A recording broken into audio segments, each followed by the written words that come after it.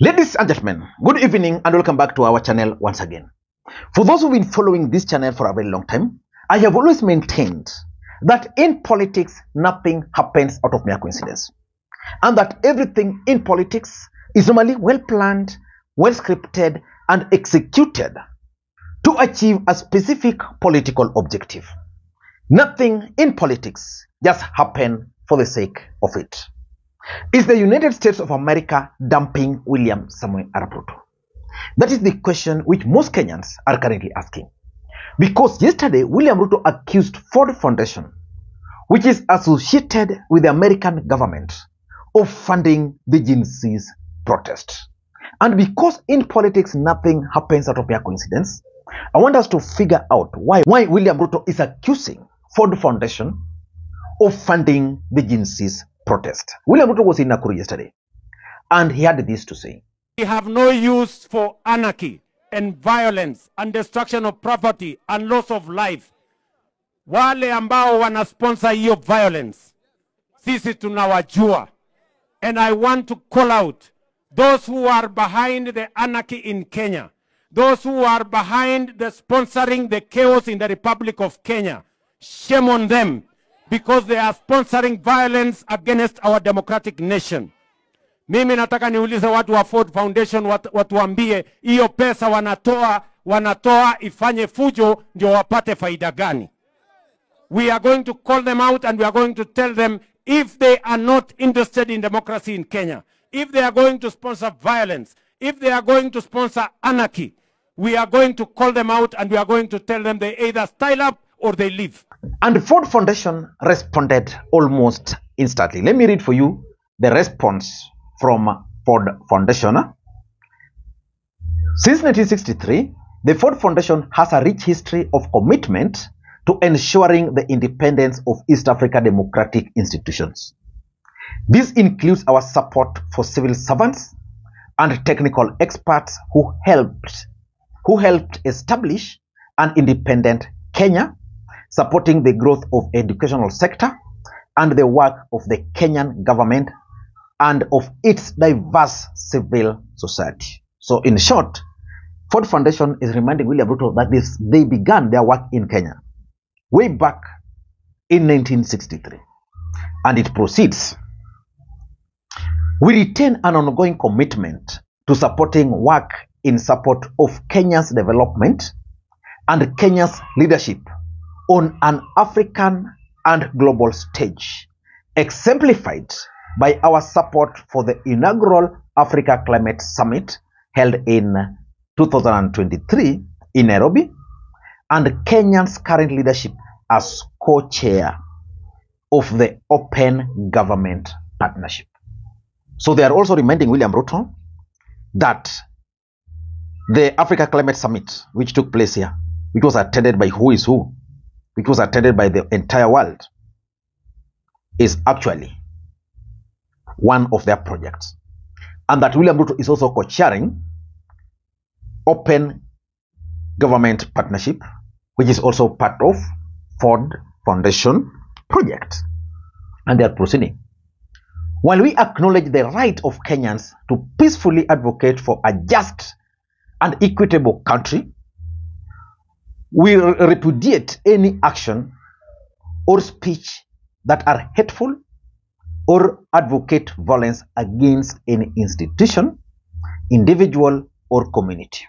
So they are also reminding William Ruto that for them, they advocate for democratic principles, that is the right to picket, but they won't condone anything which goes against the rule of law.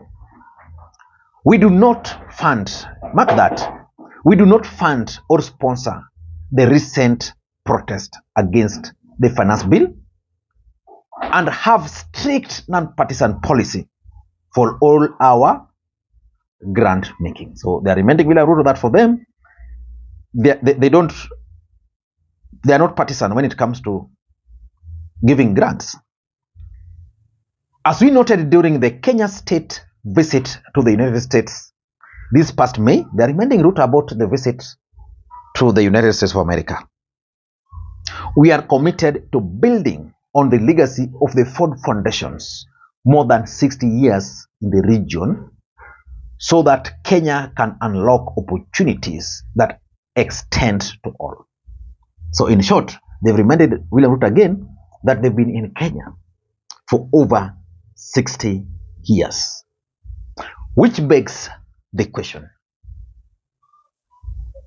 has American government dumped William Samoei Arap Ruto?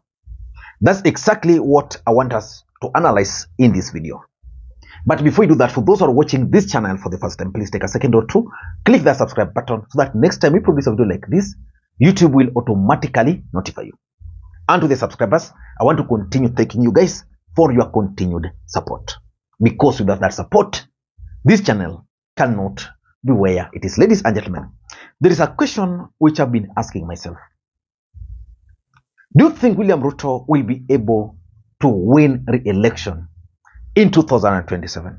I know some of you will tell me, oh Lee, this guy is not going to reach 2027. Okay, we can agree he might not reach.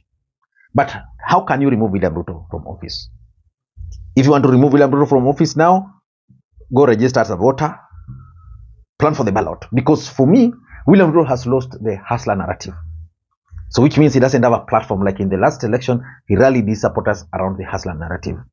William Ruto is now losing the support of the American government. That is very clear. William Ruto can no longer make more promises to Kenyans because he has exhausted all the promises he can make to Kenyans. And of course, Kenyans are also very angry with the president. But why do you think William Ruto is accusing Ford Foundation of funding the Gen Z's protest? Let me tell you what I've heard. This is what they're saying outside there. That Ford Foundation funded some organization, which they've been doing since 1960s, to a tune of, I think, 240 million Kenya shillings. And you know, when you talk of Ford Foundation in the Republic of Kenya, the guy there is Willie Mutunga, the Chief Justice. So they're linking Willie Mutunga to Ford Foundation and the funding of these organizations. Then Willie Mutunga has a gentleman called Boniface Mwangi, who is his close ally. So they're saying Ford is using Willie Mutunga, who is a close ally of Boniface Mwangi, because Boniface Mwangi is now the face of the Gen Zs as far as maybe the NGOs are concerned, or what they are linking. Because remember, when they were arresting people across the country, trying to get the link, they could not get. Now, this is what now they are coming up with. So they're saying Boniface Mwangi is the one now linking these NGOs to William Mutunga, who is the godfather of NGOs in Kenya, and of course has a lot of say as far as Ford Foundation is concerned. Then they're saying, apart from that, now they're coming down. Then who is Boniface Mwangi's political friend? They're saying Martha Karua. Yeah, so they're saying Martha Karua is Boniface Mwangi's political friend. So the thing is, you begin with the Ford Foundation, you come to William Mutunga, you come to Boniface Mwangi, who then Martha Karua. Then from Martha Karua, where do they move? They move to Limuru 3. They moved to Limuru 3. That Martha Karua was one of the conveners of the Limuru 3 conference. And that's where the move to overthrow William Ruto was initiated. So they're linking him there. And then, who were the sponsors of Limuru 3? Nobody knows. So there are those who claim Uhuru Kenyatta. There are those who claim Kikuyu billionaires. There are those who claim Rigathi Gachagua. And that brings you to initially when all this began, they were accusing William Ruto, they were accusing Uhuru Kenyatta of funding the protest. At some point, they were accusing Rigathi Gachagua of funding the protest. At some point, they were accusing the Mount Kenya billionaires of funding the protest. And now, the Ford Foundation. That is how they're trying to link it up to that particular stage. But the truth of the matter is that William Ruto has clearly, in my view, been dumped by the United States of America. I just want to play for you this particular clip, a short clip, because Anguka Nayo is now trending. And this is, I think this must have been Hollywood. Listen. Yeah, you got it. Anguka Nayo. Anguka Nayo. Anguka Nayo. Kenya, we love you. We love you. Anguka Nayo. Yes. Anguka Nayo. Love you. Hello, Kenya. My heart is with you. Kids, your generation is going to save us from ourselves because us oldies, we have become apathetic and we've lost our drive. But you guys in this generation, you're going to be the ones to keep the planet spinning. Anguka Nayo. All of it, all of it. Sending you big love from Los Angeles. And God, I wish I could say something more profound than that. No, that is enough. But you're going to save us. Yeah. That's really beautiful. That's actually the message right now. So God bless you for that. Thank you. Now, if these protests have managed to reach those people, what about White House? Because remember, for them, they have an ambassador here, Meg Whitman. Where is he? Where is she? Who is a close ally of William Ruto. So let us look at some 4 facts. The first fact is that American government played a huge role in placing William Ruto at the apex of Kenya leadership. If you talk to most of Azimio supporters, they'll tell you that William Ruto became the president of the Republic of Kenya because of the United States of America. And they will explain to you guys that during the tallying, the US ambassador to Kenya literally camped at the bombers of Kenya. And they will also tell you that the people who are responsible for reaching out to Wafula Chebukati, securing him, even after announcing William Ruto as the president, was none other than the US embassy.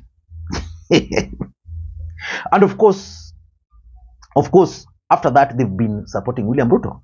You remember how Meg Whitman has always become passionate about Kenya, selling Kenya, not even Kenya as a country, but selling Kenya as a company. So they've been supporting William Ruto because William Ruto is their project. But something is also very clear, that as much as the American government wanted Ruto as the president, of course they were uncomfortable with Raila Odinga for reasons which are well known. You know, we had the BRICS, which was competing against the US dominance. Raila Odinga is perceived as a communist, and therefore there was likely, according to them, that Raila Odinga, if he became the president, he was going to direct Kenya towards BRIC, where Ramaphosa had taken South Africa too. So that's the first fact, that American government played a huge role in William Ruto's presidency. And therefore, when William Ruto attacked them, of course, it raised some questions. Number 2, second fact, is that American government has always been keen on raising the profile of William Ruto globally and in Africa. At some point, when there was some summit, Joe Biden praised William Ruto in the presence of very many African head of states. So that's a fact. Joe Biden invited William Ruto for official state visit. Very few African leaders have enjoyed that. It didn't end there. They even made Kenya a non-NATO ally of the US, which means they have the privileges in Kenya. They can set up their security, whatever they want in this Republic of Kenya. Very rare opportunity. With all those, William Ruto can still go to a political rally in Nakuru and mention Ford Foundation. Do you think it was a slip of the tongue? No, because it did not begin with William Ruto. The story of Ford began when his team, William Ruto's team, started dragging the name of Ford Foundation. Now, the third fact, which is also there, is that the alleged dialogue between William Ruto and Raila Odinga is actually engineered by the American. Why do you think they want Raila and Ruto to work together? The truth is, the American government wanted Ruto as the president. William Ruto is not the president. But they also believe that William Ruto has weaknesses.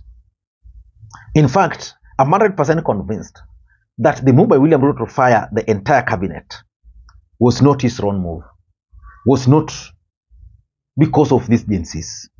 There's some external pressure. There are certain individuals, because I was talking to someone and he told me that, you know, Lee, the problem with William Ruto's government is that they were taking 10% from everybody, including American business interest. And those guys, they like taking records. So William Ruto government was really exposed. So they wanted William Ruto to be the president, but to be checked. And that's why they've been pursuing Raila Odinga, and they are pushing for NADCO to be implemented so that we are going to have the office of the official opposition leader who can then check all the excesses of the government. And they believe by doing that, William Ruto will be checked. Probably that is also what they're doing with the NGOs. Some of these NGOs have been funded to check the government.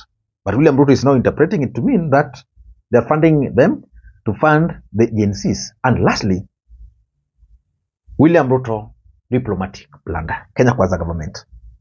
I think maybe the advisors, William Ruto might not be having the best diplomatic advisors, because now dragging the name of Ford Foundation at this hour was not the best thing. I don't know what you think. That's my take. Until next time, this is Lee Makwiny. Bye-bye.